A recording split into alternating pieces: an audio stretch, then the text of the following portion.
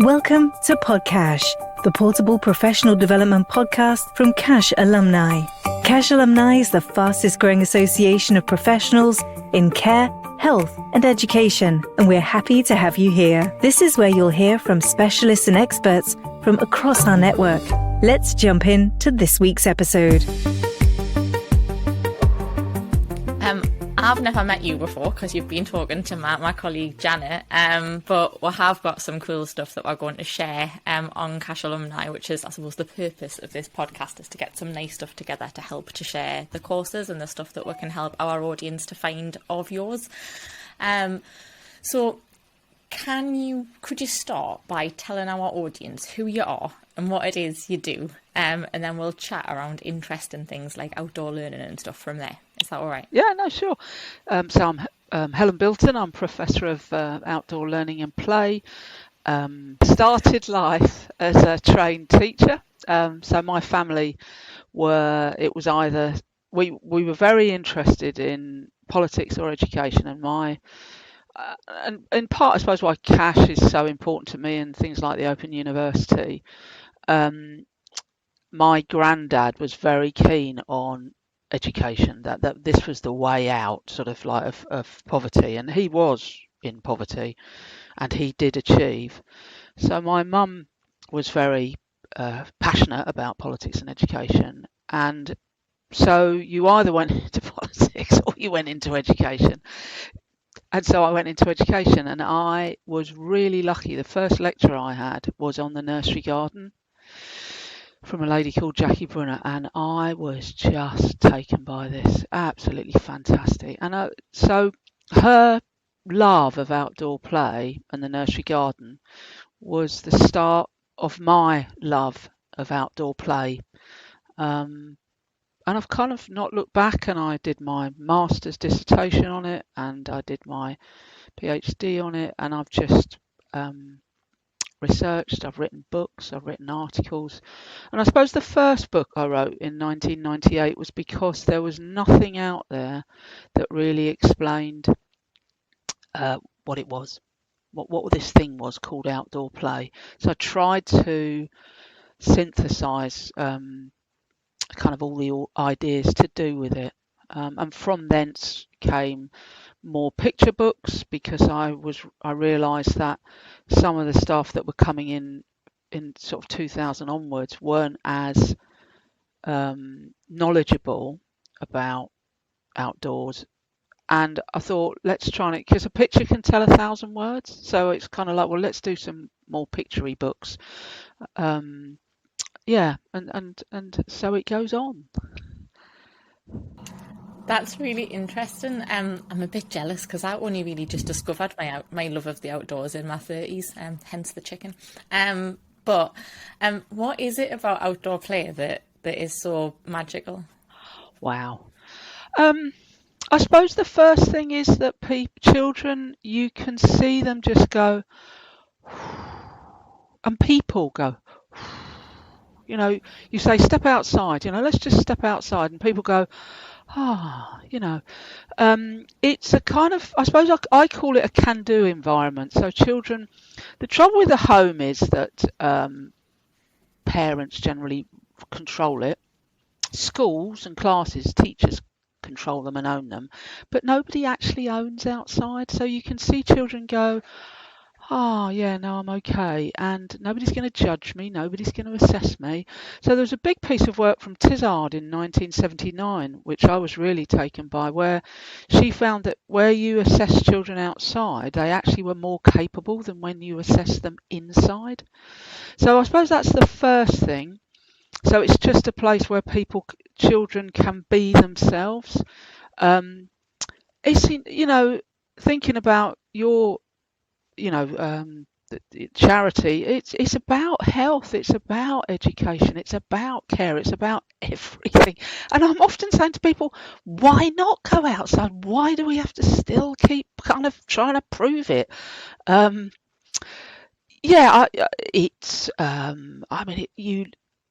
the minute, it's really important to appreciate the the natural world, even more so than ever.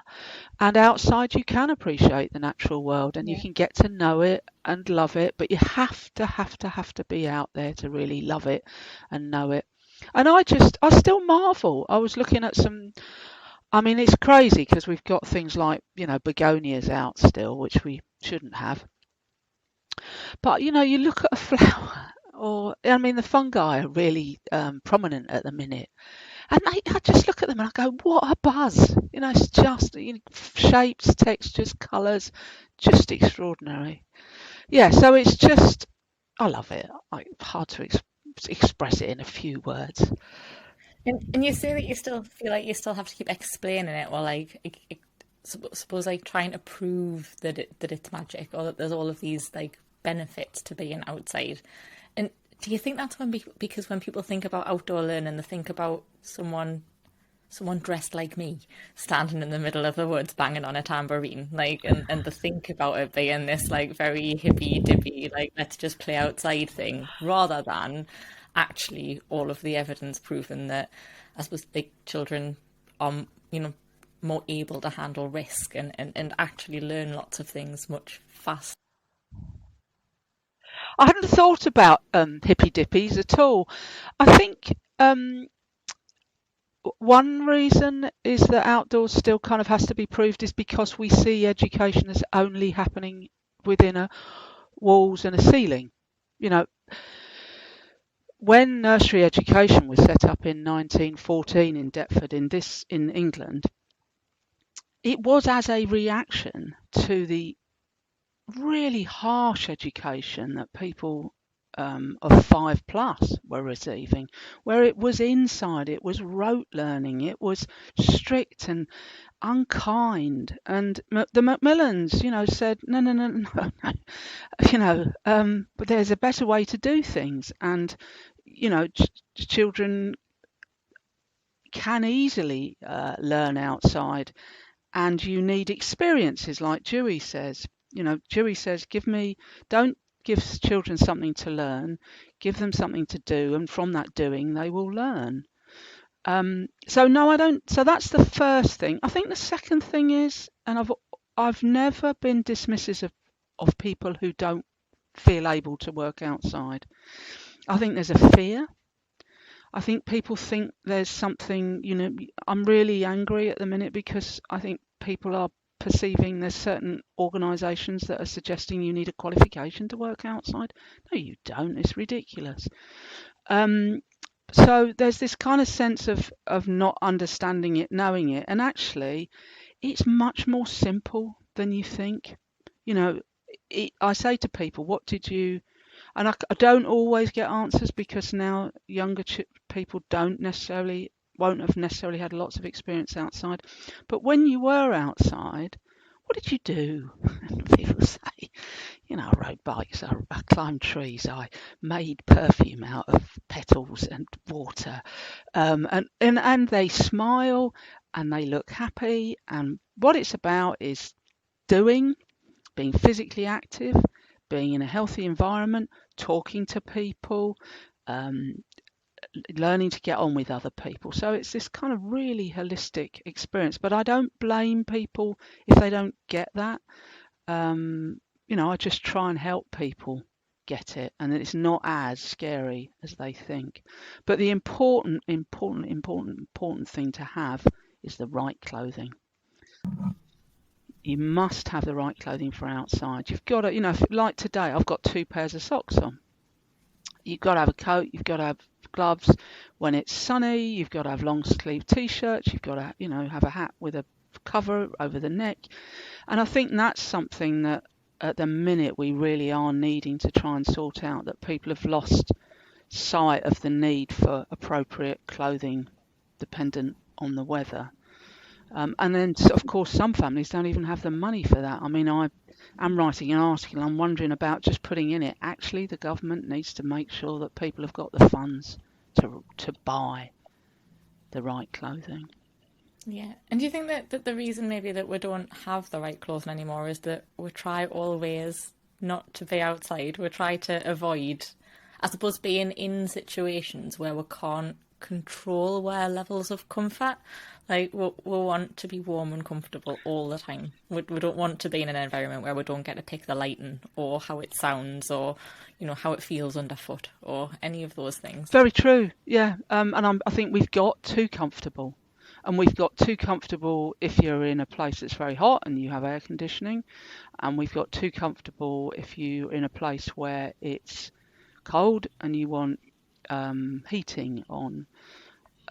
So, I mean, when I was a child, we didn't have heating. You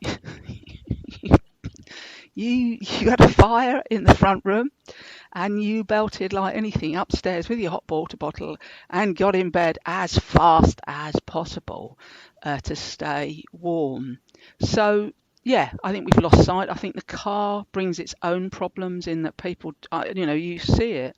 People dash into the car. If they've got children, they dash the children into the car. They then drive to the school. They sort of chuck the children out. So many schools and settings are now saying children aren't coming to school with a coat or gloves or hat or the right clothing for outdoors. Because they're just going to the car. Yeah. And how do schools deal with that? Like if people aren't sending kids with coats, does that then mean that schools lose even the autonomy for like break times? Like what happens even at playtime when you go into the yard and you have time that is just yours? Like how do you deal with that then? Well, some schools will insist, and if people can't afford, they will have boxes of wellies and coats and gloves and things like that. I think it's where schools are effective with parents is they've told the parents, right, this is the way we are, this is our ethos, and one of the things associated with this ethos is that we will go outside every day, and these are the things you will need to do that. And the reason we're going outside, it isn't just to have a free-for-all, which playtime can be. I think other schools may just ignore it and just children get cold, which is awful, or get overheated. So there's a kind of, there's a real important, in schools and settings there is education, but there's an incredibly important aspect called care, and they go hand in hand. So that's my experiences of how schools are dealing with it. Yeah. And what do you think that like barrier is in terms of like getting outside, or it just being like part of our normal, like other than that comfort and that, like, is there a reason that you feel like you have to keep explaining it? Like, is there something that people just don't understand, or that just doesn't click? Is there a I think there is the comfort, and it has got worse. So people just want to be comfortable, and have lost sight of the fact that if you're cold, well, you're going to have to take the things off that are cold, because there's no point in putting more socks on if your feet are cold, because all you're doing is insulating cold. And I think some of the kind of basic healthcare ideas may have been lost. What you have to do is take your socks off, warm your feet up, put some different socks if you're lucky to do that. I think so there's that aspect. I also think that people overcomplicate outside, and I've talked to parents where they felt embarrassed, and I think because we don't teach much child development, particularly in teacher education now, it's minute, the amount of child development, but parents can get anxious about the behaviour of their children outside. So you're on show if you're outside. So a couple of weeks ago, there was a mum and two children at a bus stop, and the children just naturally learn they just play. They're just delightful. So the two of them are racing around this bus stop and then racing around the other way. Now, as a parent or a carer, you've got to be careful that they don't come off the pavement. But they weren't. Yeah, they were fine, and there was quite a big gap behind the bus stop where they were kind of sort of messing about and stuff. But she stopped them, and you could sense that she was embarrassed. And it was so sad because they were fine. There were heart-lung exercise going. They were smiling. They were having fun. It was joyous. Um, Yeah, and I mean, and I've, when you've got a youngster, when you've got a 1.5-year-old, you can spend 20 minutes on, 20 meters of ground because the child is exploring.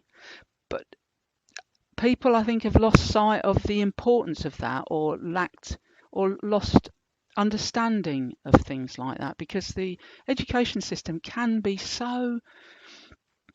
it is so exam orientated and end goal orientated.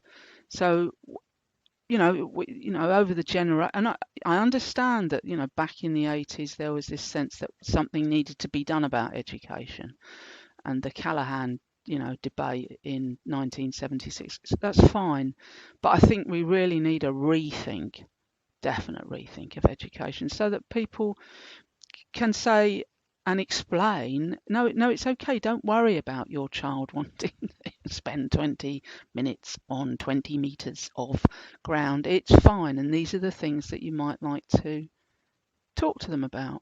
So when I work with schools and parents, often it's about language, and if a child is at a playground, it isn't okay. Yeah, there is a social element for the adults. That's great. But also you do need to help your child understand the language associated with the movement. So as they're going up, you say, oh, you're going up higher? Okay, and oh, right, you're coming down now. You're going to go under there, oh, through there. Because the great thing about outdoor play is that you can link what children are doing with language. And if you ask any early years educators at the minute, I think two things that have really been badly impacted by the pandemic and lockdown is one, core strength and physical strength of young children, but also language, because the only way you learn a language is to hear it and to be part of the conversation. That makes loads of sense. I like the idea that, like outdoor play is great because it facilitates other things happening naturally. How do you feel like that's been shaped by the advent of technology and the fact that when people are outside, they might not be chatting to their child as much, or like sort of doing that general interaction, or maybe they're noting down what's happening rather than being present and part of it and doing that sort of, like, has that changed the way that outdoor education works, or changed the way that those skills are built sort of in that interaction? Yeah, and I mean, it's not just me saying it. Lots of schools and settings are concerned about you'll can see a parent or a carer come to a school or setting. They're on the phone, they meet their child, they stay on the phone, and they leave. And I watch people outside, and you think that's so sad because they're pushing a pram. The pram is facing outwards, so the child can have no conversation with the parent carer. They're maybe on the phone. Yeah, I mean, definitely that opportunity to have just chatting time for some people has gone. And I'm not blaming people. I think all the kind of gadgets that we have, unless you're really on it, can be incredibly addictive. And yeah, even the best of us can become addicted, and you have to kind of become reflective and thoughtful and go, hang on a minute, I've got addicted to this, so I need to stop. Yeah, so and and again, teachers, educators are saying to me that yes, children coming to school who don't have that, don't have a vocabulary. They don't understand how to use a whole sentence. And if you look at, say, the research from Lee in America, the vocabulary you have at 2, that's 24 months old, is a definite indicator of how you will achieve at 11. Yeah. So that vocabulary at 2 is so important. And as you said, a lovely way you said that about outdoor facilitating aspects of the curriculum. I like that. I might have to nick that. It does. You know, if you think, again, I said don't make it complicated, make it simple. Okay, what do we think about when we played outside? It was a social, it was a linguistic, it was an active experience. It's so easy to facilitate language out there in that situation. Yeah, I mean, one of my biggest memories from childhood is going on nature walks with my grandma, because we didn't really get the opportunity to do that in the environment that we lived in. But when we went to grandma's house, she would take her to pick pussy willow up on it had fallen off trees and put it all in a vase, and we would talk through sort of the shapes of the leaves and draw around them, and that's the stuff that feels a little bit lost. But I do see loads of really good practice around outdoor learning. Oh yeah. This is Podcash, brought to you by Cash Alumni. To level up your skills and career, visit our free e-learning resources. You'll find them under the CPD and Best Practice tab of cashalumni.org.uk. That's cashalumni.org.uk. Are there ways that settings who don't have access to an outdoor space in their setting to support more outdoor learning or bring some of that into their space? Yeah, I mean, yes. So I think you, again, don't make it difficult, don't make it complicated. You know, I'm lucky I've got a tree outside my window. But yeah, I've worked in places like London and Hackney where there is not a shred of greenery. Is that wrong? Yes. Do we need to campaign for more nature within areas like that? Yes. But it's not coming right now. So the answer is, if you really don't have the ratio, but I would first of all question the motivation. So do the staff feel comfortable working outside? Do they understand it? Are they, do they know you need 2 pairs of socks, 3 pairs of gloves? I remember Margaret Edgington used to have a picture of somebody in a duffel coat and a hat and, looking fairly awful. And she'd go, would you like to look like this? Come and work with young children, sort of thing. So I'd check the motivation of staff, because you can put barriers up if you're so inclined. So that would be my first thing. I think don't make it complicated. Just going for a walk. A head teacher said to me last week, look up, look out. Just get outside and look up. I mean, at the minute, I don't know what it's like in the northeast, but there's a blue sky. I mean, for no other reason, it's just really interesting to look at a completely blue sky and there's an aircraft going past, yeah? So make the most of what you've got, yeah? So that would be one idea. I think if you can't have in and out, then make sure that you all go out at some point, but give the children things to do. And also what I say to staff is, rather than see it as a treat to go out, an event to go out, a playtime. I mean, that's the other thing. People think outdoor play is playtime. God, it's nothing like playtime. Playtimes can be quite horrible. If you ask a teacher when the worst time in a school is, they'll go 1:15 when the children have just come back from playtime, because all sorts of stuff has happened in an environment where they've got very little to do. And even though they have great imaginations, there is a limit to what they can do. I find it almost criminal that we still have playtime that was set up in 1860 whatever, as a break for teachers, and it's pretty much the same. I mean, it's just archaic. So where a setting doesn't have has got problematic ratios, so they can't have in and out available at the same time, I would say don't make outside an event, a happening.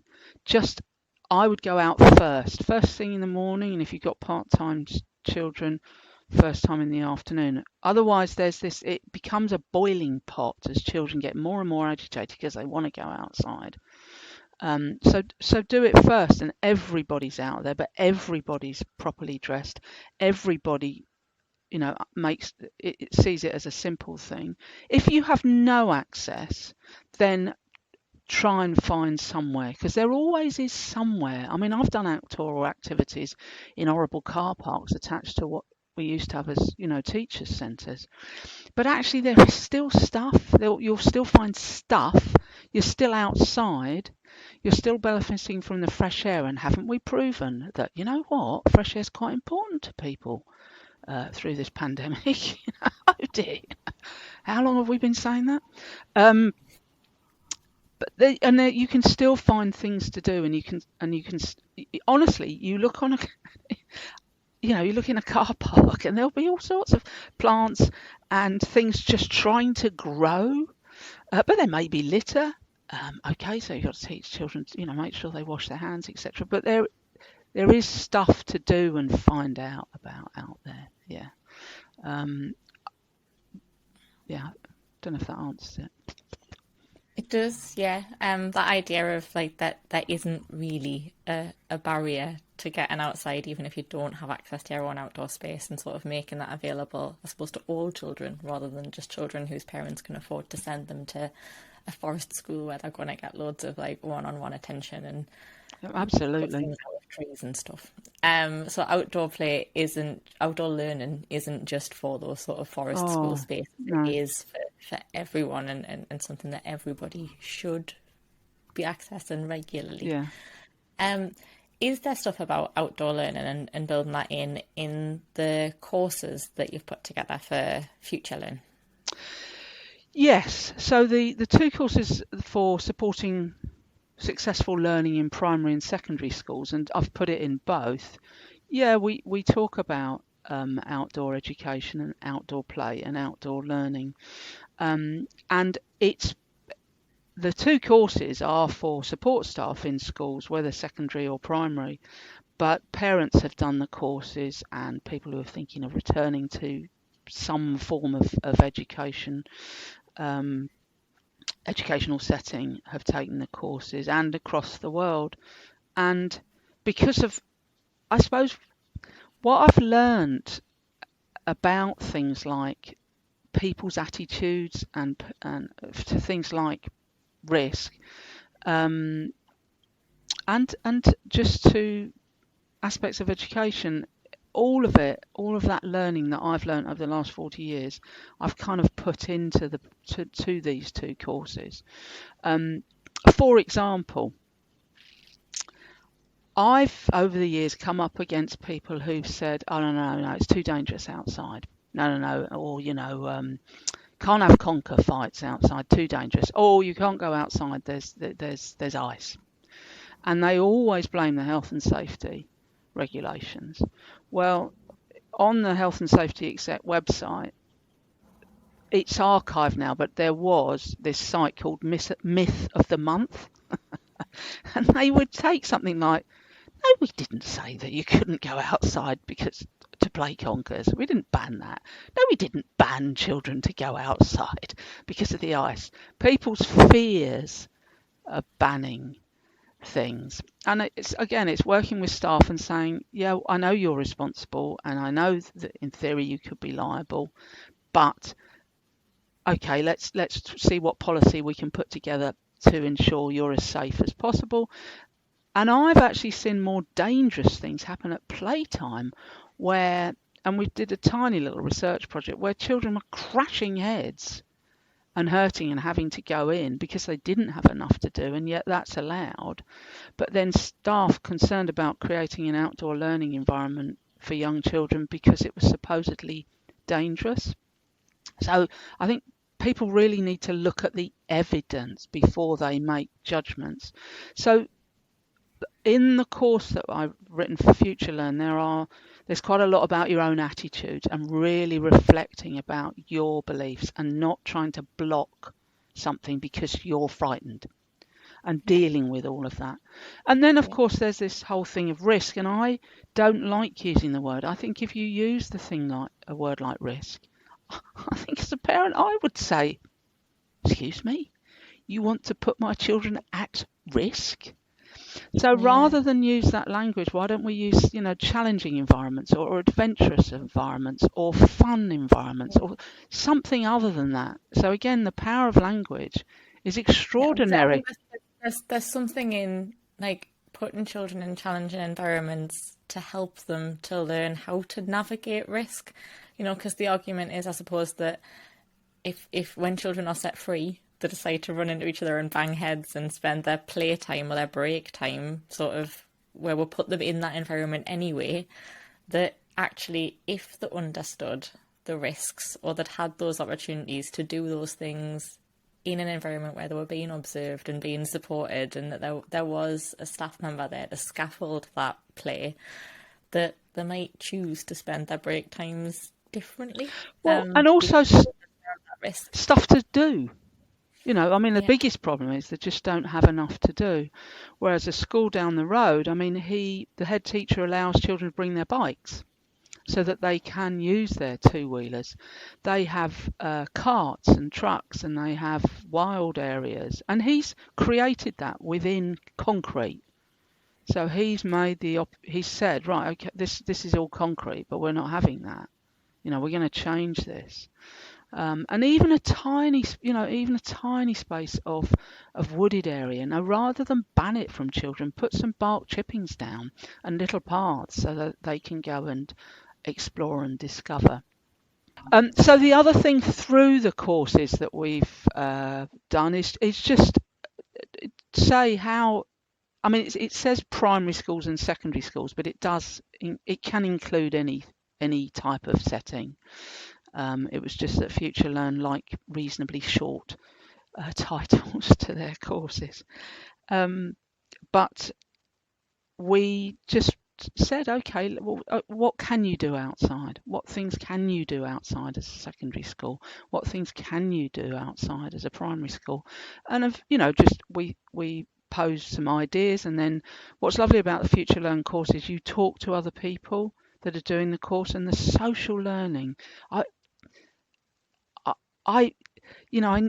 know people learning from each other is powerful, but I've never seen it happen in action so powerfully as on the FutureLearn courses. It's incredible the way people from all over the world just come together and share ideas and share understanding of their place, their setting, the problems they've got, and then how other people help and try and support and encourage. It's just fantastic. Yeah, it's great. We saw that we had an event in May around practitioner wellbeing and sort of reframing practitioner wellbeing as being a responsibility, because in my experience, care, health and education professionals are great at looking after other people, but pretty terrible at looking after yourselves.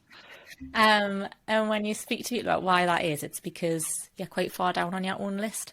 So we're trying to reframe that as actually, like, because of the way that self-regulation and co-regulation work, and because of actually how we interact as human beings, if you're not looking after yourself, you're probably doing yourself a disservice in terms of being the best practitioner you can be. And here's all the ways it actually affects you, and here's some stuff you can maybe do differently. But the most powerful part of that event was that the practitioners who came really turned up to network and to chat and to talk about their own situation and their own outlook and things that they could change. And people were sharing some like pretty amazing ideas in that conversation that went alongside the event. And I know what you mean about those sort of MOOCs, those massive online courses where people are joining in those cohorts, because you get to experience so many diverse viewpoints, because people are joining from areas of the world that you haven't experienced, and where actually the rules are different, or the way that people look after children is different in that day to day. So there's so much different practice. Can I add to that? Because I'm white, I'm a woman. I've very much had a white woman's view of the world, and Western as well. And through things like FutureLearn, and in some ways Black Lives Matters has helped enormously. It's just thinking, okay, I'm in Malawi and education isn't quite as accessible, free at the point of entry, all of that sort of stuff. And you kind of never appreciated that people who might come from other countries might not see outdoor play as important. But sort of an awakening of realising that some cultures see, education is higher if you're in a building with walls and ceiling. If you've got to educate children in your country outside, that's kind of seen as lower. But if you've got a building, walls, ceiling, desks, wow, you've gone up in the world. So it really, FutureLearn, listening, reading people's comments and that has kind of opened my eyes about, yes, don't have your own kind of slightly, I thought I was quite broad thinking, but I had narrowed it, and they've taught me, the learners on there, stuff about their own kind of setting and where something like outdoor play fits within the system, and therefore somebody like me has to make sure that I do keep explaining it to people. And it's a bit like play. I mean, some cultures don't see play as important. Learning is sitting. And again, it's trying to articulate that and continue to articulate it and continue to say, even to the point, I had a colleague saying, a psychologist who works with young children, she has to use the United Nations sort of like right to play with some parents to say, I'm sorry, your child has a right to play. Yeah. But do you know, I think that part of that is because as adults, like, I don't know, that's like now more than ever, like we've forgotten the value of play for ourselves. Like, my granddad was always tinkering with something or making something, and my grandma was always like playing with new things, like with like crafts or in the kitchen or I suppose in those very, very stereotypical grandparent-y like male and female roles, but they were always playing in their spare time. And whether that was like tinkering on because in those days nobody else did your decorating for you, did that all, it was your expression of your home sort of thing, like. And so previous generations, I suppose, had to play to figure things out, and we don't so much anymore because we'll just get somebody else to do the things that we don't understand. So we've lost the value of playing. Interesting. Yeah, you're an interesting person, you are. You're clever. You should probably be doing this interview yourself. Yeah, no, I mean, it's very true that, and I mean, things like obesity, we used to have lawnmowers that you had to push, physically. They were hard going, and you didn't have to sort your core out. They're doing the lawn. If you were lucky enough to have, grass and which we were. Yeah, I think we have, and I think the fact that we have some of these extreme sports, and then you have, organisations now bringing people together to sew or knit or something, or man sheds, all of this sort of stuff. I think that does reflect the fact that we've we've lost sight of doing things for ourselves. I mean, you can buy the ingredients for a meal, and you get them sent to you, and you just follow the recipe. You don't even have to go to the shop. It's like madness. But it's one of those weird things is that I think it's really easy to get things done or to purchase things from elsewhere, and you sort of weigh up that time cost versus the cost of paying for it and the time that you would spend at work and how much you earn and all those things, and you go, oh, well, actually, like that makes sense because of the time I'm going to spend. But we don't factor into that the stuff that we're losing from not doing those things, because we think about it as just being, actually, what I want from this is to have this meal, or what I want from this is this particular output.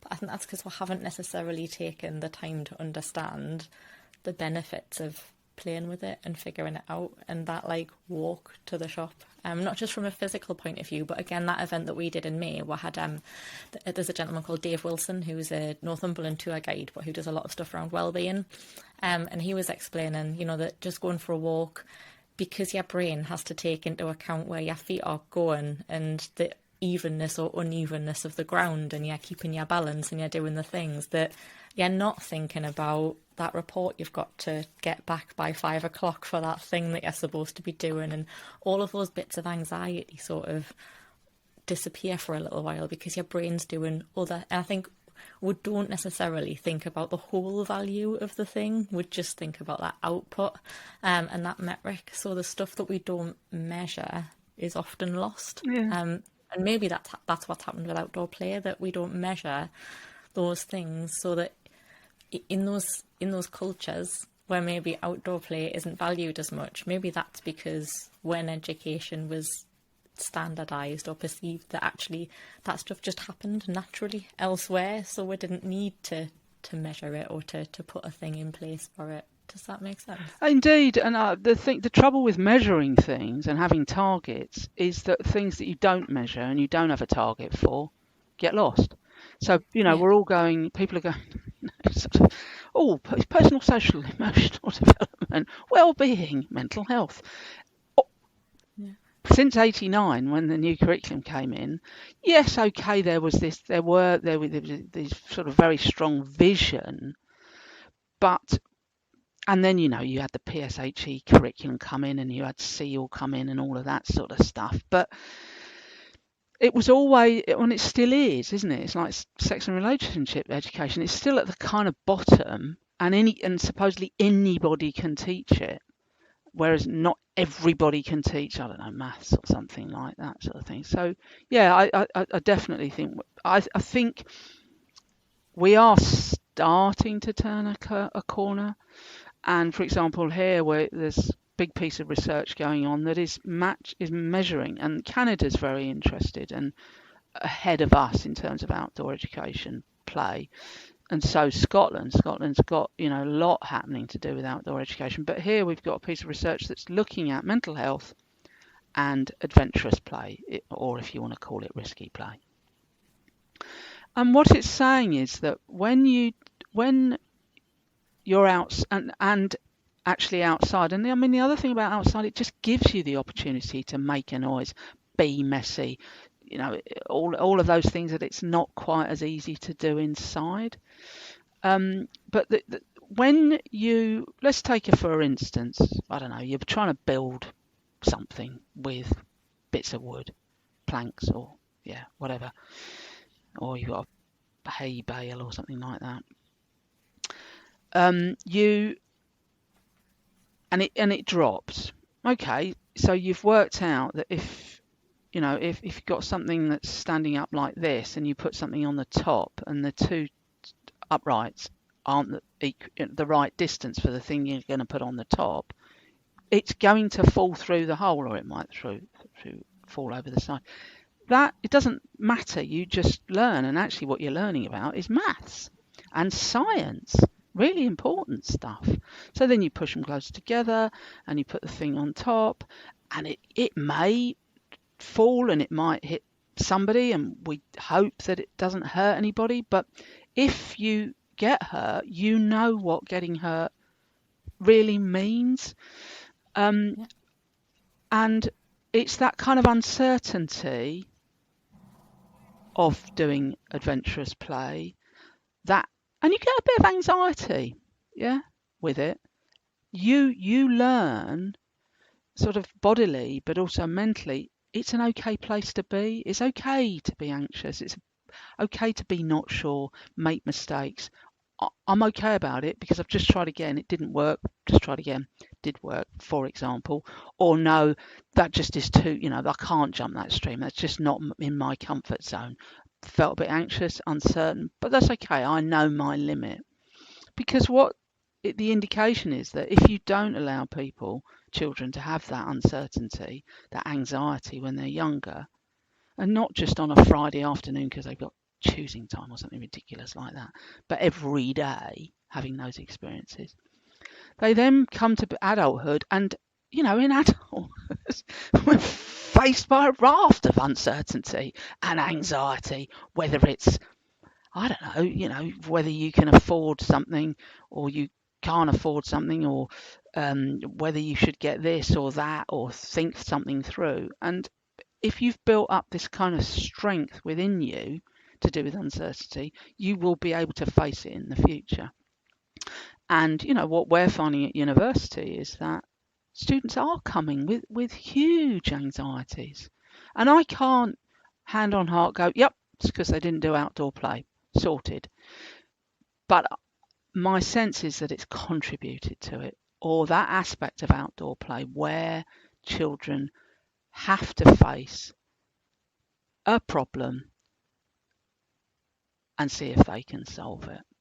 And even if they don't solve it, it's okay. Yeah, I've got a theory as to why that might be. Another one of those don't learn something in our grown-up years about ourselves theories. In that when I got involved with farming, again, I've very much been I'm not very good at that, I'll let somebody else do it, and I'll pay someone to do the decorating or do something that is more manual, or rather than like figure it out. And when I got involved with farming, I realised that I couldn't get the lock to close on the gate for one of the fields, and I had to. What do you do about that? If you're the only one there, if you are the farmer, how do you get that gate shut? You can't walk away and leave it because the sheep will all run out, and you can't get someone else to do it because you're the only one there. And the only option is to just keep trying until it clicks, and you keep trying until the lock clicks. And if it takes an hour and a half, it takes an hour and a half. You can't just put it down in frustration and walk away. Okay, well, I'm just going to have to keep trying and figure it out. That was really hard as a lesson, because I suppose you're used to just being able to give up and to be better at something else instead. Or to ring somebody. I mean, that's the other problem. Yeah. You kind of ring somebody. Yeah, no, I mean, that's a fabulous example of what we need to give children experience of day in, day out. And as I say, I think there is a slight turning of the liner in that, people are now understanding that mental health is, and well-being is linked to how you are just as a person. Yeah. And that, I don't know that we necessarily need to measure it. We just need to hold it up as important as literacy. And literacy is incredibly important. The limits of my language are the limits of my world. So I'm not saying it's either or, but I do think it needs to be there. But it is much easier to teach children maths and English if they're feeling safe enough to be able to learn. Yeah. I think well-being's incredibly important, even if only for those reasons in a school context, but obviously for many reasons besides that. And I think one of the things that helped me in terms of well-being was realising that resilience isn't something that you either have or you have not got, and that actually your school or your employer or your mum or your dad or your carer or whoever it is just as responsible for your resilience as you are, because actually it's about that capacity, that space. So if you've got loads going on, whether they're good things or bad things, like you could be less resilient because you've got less space for something else to happen, or for there to be something that isn't part of that contingency plan or something. So, and it's not something you necessarily teach either. We're going to learn about resilience today. We're going to learn about mental health. It doesn't quite work like that. And I can give you an example. A project in Oxford that we did and wrote a book called Exploring Outdoors, I think it's called, 3 to 11. So it was about this school that just children went, they were lucky, they did have a little bit of a wood area, and they just went there, every class went there every week. And we went out, even if it was chucking it down. The only thing that really stops you with children and outdoors, or people, is if there's really high winds and it's dangerous. And your sixth sense can tell you whether it's dangerous or not. There is just a feeling your body just goes, if you've been used to being outside, your body goes, no, this is dangerous. You don't really need the weather forecast man to tell you, or woman. Or the other thing is lashing rain, or very, very extreme cold. But we used to go out, and I don't think we ever had a day like. I would guess, though, Helen, that your idea of lashing rain might be different to some other people's. Absolutely. Yeah, true. So we went out, but we had the right clothing. We checked that children's feet were warm, their hands were warm, the back of their necks were warm, that they were covered up, they had hoods, etc. And they were completely protected from the weather. And what was super about it, even children and there were some children that clearly had never been out. In the book, there's a young child who's 3. I don't think she'd ever jumped. So Anne worked with her to jump just from a hay bale down to the ground, and her sense of achievement was just like extraordinary when she managed it without any help. But we'd go out regardless of the weather, and we kind of made that decision that we wanted children to see that not that they could beat the weather, but they could work with it, I suppose. And we used to come back from those really cold, wet, windy days, and there was a real sense of euphoria as the children came back in and went, yeah, I did it, sort of thing. And it wasn't on the curriculum, we're now going to teach you resilience, children. It was just there and kind of part of our ethos, I suppose. Yeah. So your idea that, it's easier to teach this than that, I think I agree, but I think it's even more complicated than that, because in some ways I'm not sure it's teachable in the ways that we think of teaching. Yeah, I think it's that idea that like teaching isn't just the stuff you teach actively, isn't it? There's a lot of passive teaching goes on in that learning environment that, I suppose learning rather than teaching expressly.